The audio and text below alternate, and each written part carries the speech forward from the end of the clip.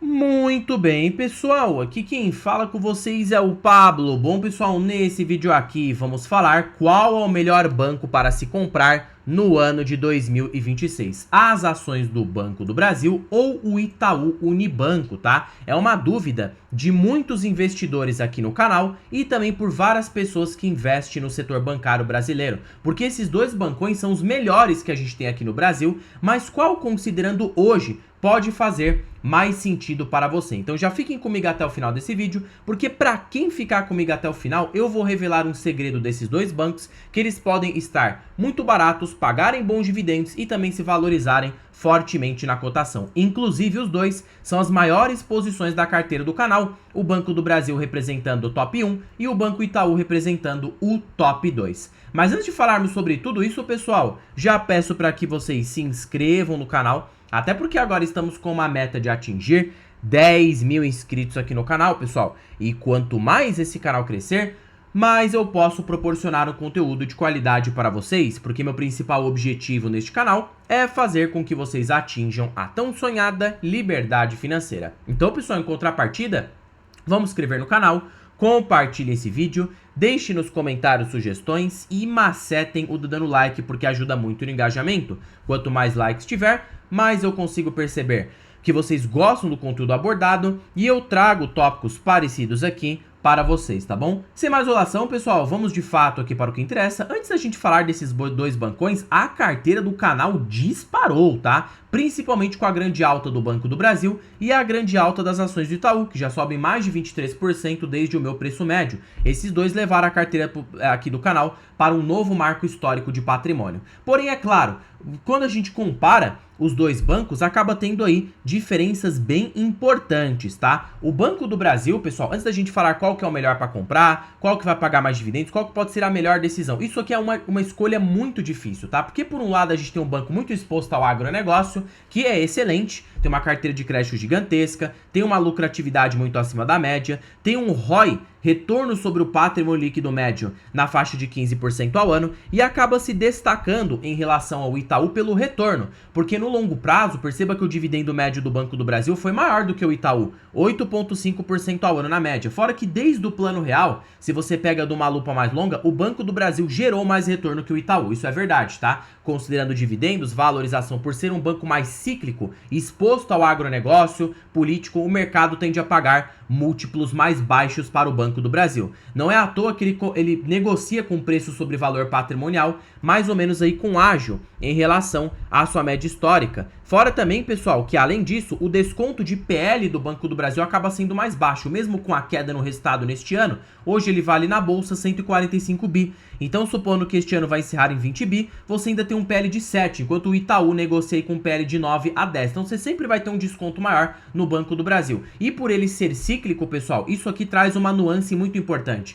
Você não pode olhar para PL para Banco do Brasil, porque o PL ele distorce. No momento que o Banco do Brasil está em topo de ciclo, com soja subindo, agronegócio bombando, o lucro do banco tende a ser muito alto. E consequentemente nesses momentos, como uma Petro, uma Vale, por exemplo, você vai ver um Banco do Brasil negociando por um PL na faixa de 4. Então, para Banco do Brasil, eu prefiro olhar para mais preço sobre valor patrimonial, porque eu já consigo tirar uma realidade se a ação está barata ou não. E no PL eu gosto quando o PL inverte, quando o PL se estica, porque aí denota de que o banco está passando por um momento pontual e aí, consequentemente, você pode se aproveitar para comprar barato. Não é à toa que nos últimos 10 anos o Banco do Brasil gerou 518%. Gerou menos que o Itaú, isso é óbvio, mas considerando desde a lupa do plano real, você observa que o Banco do Brasil gerou muito mais. Então, o Banco do Brasil, por ser mais cíclico, ele proporciona para nós uma velocidade de crescimento mais elevada, porém com risco maior. Qual risco seria esse? Não é de quebra, porque é o maior banco estatal do país, é do governo federal, não vai quebrar. Mas o risco é de volatilidade,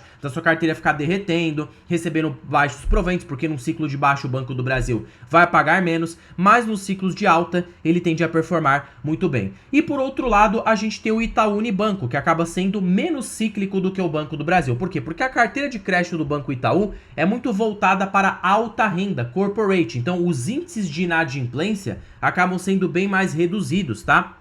Consequentemente, o Itaú, ele tem sim uma perenidade no lucro mais elevada. Não é à toa que o ROI médio do Itaú fica na faixa de 18% ao ano, 3% a mais do que o Banco do Brasil, tá? Então você percebe aí que o Itaú tem essa consistência. Consequentemente, a rentabilidade foi boa do Itaú, nos últimos 10 anos deu 1.100% de retorno, porém, desde o Plano Real, o Banco do Brasil deu mais, o Itaú deu 20% a 21% ao ano e o Banco do Brasil gerou 24% a 25% ao ano. Infelizmente não tem acesso a esse estudo, mas se vocês verificarem esses estudos longo prazo, você vai ver sim que o Banco do Brasil venceu em várias janelas. Porém, qual que é a vantagem do Itaú? A previsibilidade. Para o investidor que não quer sofrer com tanta volatilidade, não quer ver na sua carteira derretendo toda hora, quer ter um banco de hedge na sua carteira, aquele banco que protege você de uma queda patrimonial, parece ser uma excelente ideia. Agora que a gente já sabe como os dois funcionam, vamos verificar qual que tem mais potencial no longo prazo. Vamos definir isso aqui. Bom, pessoal, a gente sabe que o setor bancário, ele depende muito da Selic.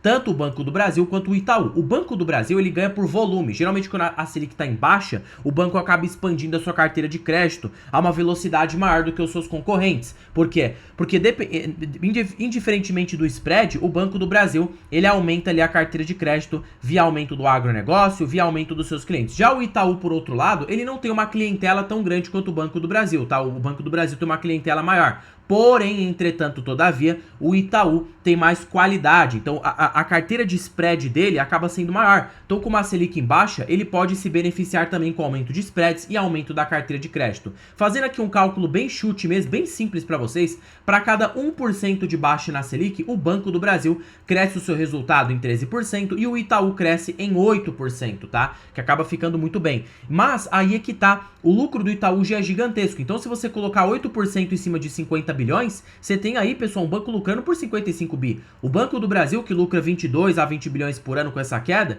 se você colocar 13% a mais, você tem também um bom resultado, 24 a 26 bilhões. Sempre o Banco do Brasil vai acabar lucrando menos. É poucos cenários, raramente você vai ver os dois se encontrando em termos de resultados, porque o Itaú sempre vai ser melhor. Mas não significa, porque o Itaú é melhor, que ele vai gerar mais retorno, tá, pessoal? Infelizmente o mercado de ações é dessa forma. Todo mundo tem esse pré-julgamento. Ah, já que o Itaú é melhor, vou comprar tudo. Não é bem simples, não é assim que a banda toca, tá? Não é porque ele é o melhor banco do país que ele vai tirar mais retorno. Tudo depende do preço. Às vezes um Banco do Brasil, mesmo sendo inferior em termos de rentabilidades, se ele tiver cotado por um múltiplo mais baixo, ele vai te gerar uma rentabilidade mais elevada. E perceba que a Selic em baixa vai beneficiar os dois. A perspectiva da Selic neste ano é de cair para 12%. Então vamos fazer um cálculo aqui, conta de padeiro, tá? Pra gente definir o preço-lucro e as perspectivas. Se eu considerar de que para cada 1% de baixa na Selic o Banco do Brasil cresce o seu resultado em 13%, multiplica 13 por 3. Você tem 39% de aumento. Lá para 2027, você pode ver um Banco do Brasil voltando a lucrar na faixa de 28 a 30 bilhões.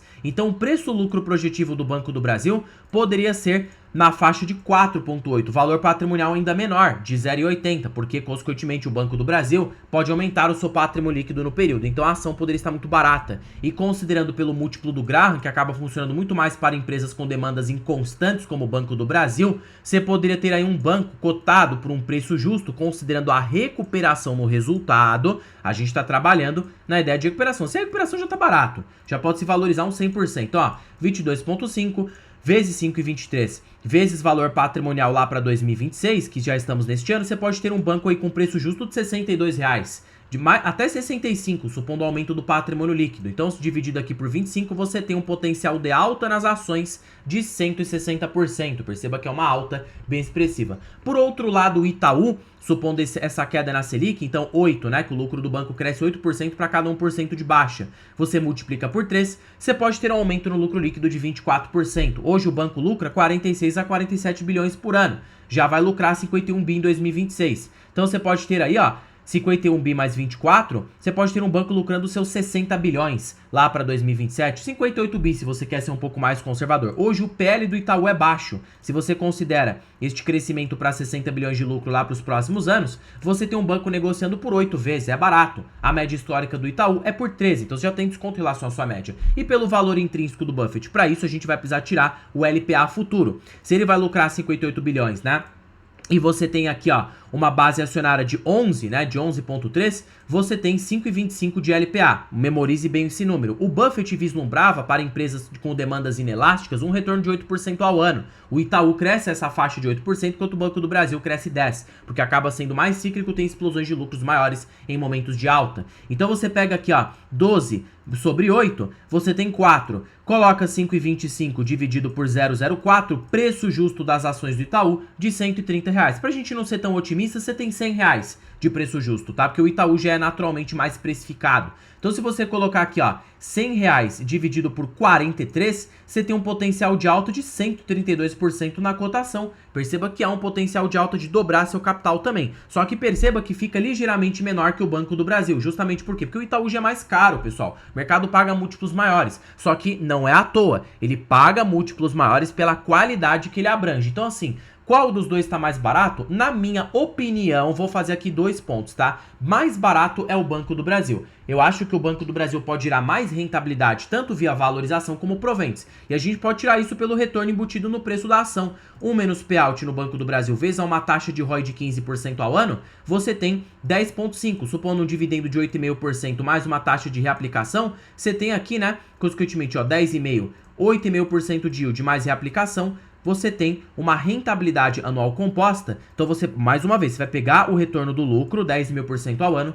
somar com o dividendo de 8,5% e vai fazer uma soma de 3, supondo aqui uma reaplicação mais valorização da ação. Você tem 22% ao ano projetivo para Banco do Brasil. E para o Itaú, quanto que a gente teria? Bom, mesma ideia, tá? 8% de crescimento no resultado, somado com dividendo na média de 8%, vamos colocar 8% daqui pra frente, dado de que ele tem pago bem acima juntamente com seus extraordinários com a reserva de capital. E você tem 13%, você tem quase 20% ao ano. Perceba que o Banco do Brasil pode tirar sempre 3% a mais, sempre obedecendo essa regra. Então, você prefere ganhar 19% no Itaú ou 22% ao ano no Banco do Brasil. Porém, aí é que tá? Esses 22% ao ano serão mais cíclicos, então depende da sua escolha. Eu, olhando para barato, eu acho que o Banco do Brasil tá mais em rentabilidade. Porém, se eu olhar para qualidade sem ciclicidade, eu acho que o Itaú vale a pena. Então você percebe que os dois estão bons. Qual que é a decisão que eu tomei na minha carteira? Já como a gente tem aqui um impasse, né? Os dois estão muito lado a lado, pessoal, muito lado a lado mesmo. Um dá um pouco menos, porém com muito mais previsibilidade, e o outro dá mais, porém com mais inconstância. O que eu fiz na carteira? Eu subdividi, eu decidi colocar uma porcentagem em Banco do Brasil e outra porcentagem no Itaú. O que eu vou decidir fazer na minha jornada? Eu ainda não atingi minha meta no Itaú. Eu pretendo atingir pelo menos uns 35% a 36% da carteira nas ações do banco. Então, eu subdividi, eu deixei quase os dois em porcentagens iguais. Porém, entretanto, todavia, devo assumir que mesmo com a superioridade do Itaú, eu acho que o Banco do Brasil, ele tem um potencial de rentabilidade maior. E o que eu faço? Eu sempre vou deixar uma exposição mais elevada no Banco do Brasil, justamente por ter esse beta, por ter esse trigger de velocidade de crescimento mais elevada, ou seja, tanto de rentabilidade a longo prazo. Então, claro, vou ter uma posição grande no Itaú, pelo menos uns 36% da carteira, mas o Banco do Brasil sempre vai representar mais, pelo menos uns 38% a 40%. Eu fico com os dois lado a lado, um representa um pouco mais e outro menos. Lembrando, essa discrepância está alta, mas é porque eu ainda estou comprando o Itaú, mas eu pretendo fazer aí, chegar perto do Banco do Brasil, representar uns 35%. Aí eu dividi isso, pessoal, tomei essa decisão.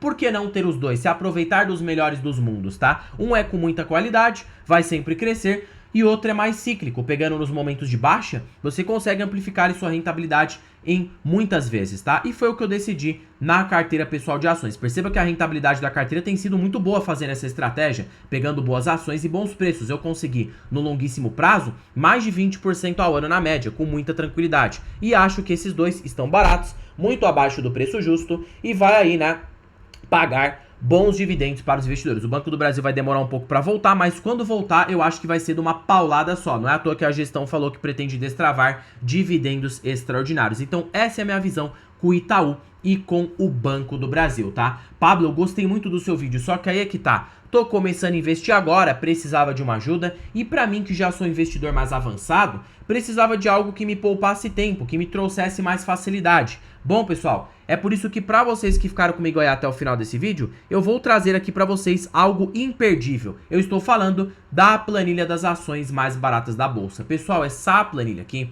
ela é show de bola, tá? Para primeiro de conversa que ela é uma planilha totalmente vitalícia. Uma vez que você investir nessa planilha, ela é sua para sempre, para a sua vida toda. E ela é mais barata do que o preço de uma pizza. Aquela pizza que você paga ali no mês, essa planilha está mais barata do que isso. Você tem acesso a mais de 100 ações que você pode estudar em tempo real. Por falar em tempo real, ela é totalmente automatizada. A cada balanço trimestral de uma empresa, a qualquer segundo, a qualquer minuto, todas as projeções dessa planilha serão feitas automaticamente. E terceiro e último fator, contém os melhores indicadores da bolsa pelos grandes investidores. É Décio Bazin, Benjamin Graham, Peter Lynch, e você tem aqui o ranking das ações mais baratas pela Magic Formula. Fora também preço teto projetivo. Tá bom, Pablo? Onde que estará o link desta belezura? Estará na descrição deste vídeo, primeiro comentário fixado, e também estará disponível na biografia do canal. Basta você clicar em mais e você vai ser direcionado para adquirir a planilha das ações mais baratas aqui no Brasil, tá? Bom, pessoal, por este vídeo é isso. Não se esqueçam de se inscreverem no canal. Estamos com essa meta de atingir 10 mil inscritos. Compartilhe esse vídeo, deixe nos comentários sugestões e macetem o dedão no like, porque ajuda muito no engajamento. E já comentem, tá? Se vocês têm ações do Banco do Brasil e Itaú, em particular, tenho na carteira do canal, e os dois representam as minhas maiores posições. Estou muito posicionado para capturar esses ganhos com a queda da Selic, fora também bons dividendos que esses bancões podem proporcionar aqui na carteira do canal. Bom, pessoal, terminando o vídeo por aqui. Fique com Deus, até o próximo vídeo e fui!